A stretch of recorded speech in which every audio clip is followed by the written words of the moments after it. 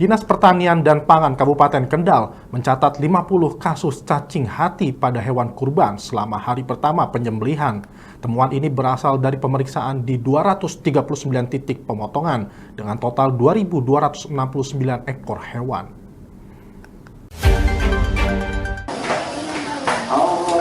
Kepala Dinas Pertanian dan Pangan Kendal, Pandu Rapriat Rogojati, menyebut data sementara hingga Jumat malam menunjukkan 50 hewan terinfeksi cacing hati. Rekap untuk hari selanjutnya masih menunggu laporan hingga sore hari sekitar pukul 16.00 waktu Indonesia Barat. Hewan yang terinfeksi dinyatakan tidak layak konsumsi. Bagian hati yang terinfeksi wajib dimusnahkan dengan cara dikubur agar tidak membahayakan kesehatan manusia. Salah satu temuan terjadi di Masjid Kampung Pungkuran, Desa Kutoharjo, Kecamatan Kaliwungu. Seekor sapi kurban terinfeksi cacing hati.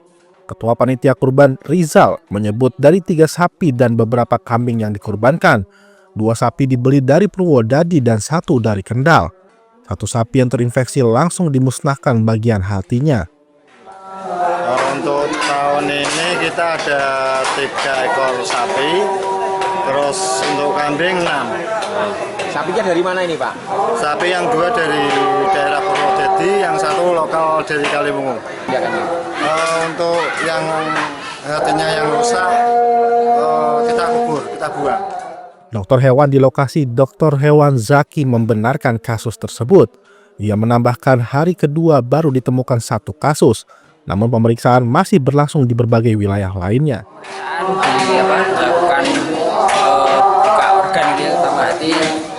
Sebenarnya untuk kasus cacing hati di sini dia sudah, cacingnya sudah mati gitu, sudah istilahnya saatnya dilakukan pengobatan, masih ada sisa rumah cacingnya di situ. Setelah ditemukan tadi sebagian hati yang masih ada sisa rumah cacingnya kita lakukan akhir ya, tidak dimakan, tidak dikonsumsi gitu. Kebetulan dari 2 hari yang lalu kami melakukan pemantauan ya, kebetulan di daerah sekitar Kaliwungu dan sekitarnya aman gitu Pak, tidak ada kasus cacing hati selain di Pungkuran. Kepala Dinas Pertanian dan Pangan Pandu Rapriat Rogojati menyebut pada hari pertama penyembelihan hewan kurban tercatat 50 kasus infeksi cacing hati dalam sistem. Jadi total ada 50 laporan yang masuk sampai dengan hari kemarin. Nanti hari ini kita masih tunggu di laporan di sistem informasi yang masuk di aplikasi Signas itu. Ini sistem secara nasional, semua kasus penyakit, data ternak dan sebagainya itu masuk di sistem sana. Nanti akan kita rekap setelah biasanya sore. Teman-teman mengumpulkan laporan, terus kita rekap, baru akan kita jumlah kasus yang hari ini ada berapa kasus, jenisnya apa. Itu berarti boleh dimakan, dagingnya masih tetap? Kalau daging tidak masalah.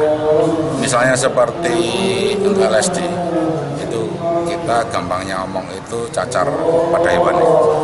Itu kita lihat juga tingkat kerusakan, apakah luka itu sampai dengan di daging, apa hanya sebatas di kulit.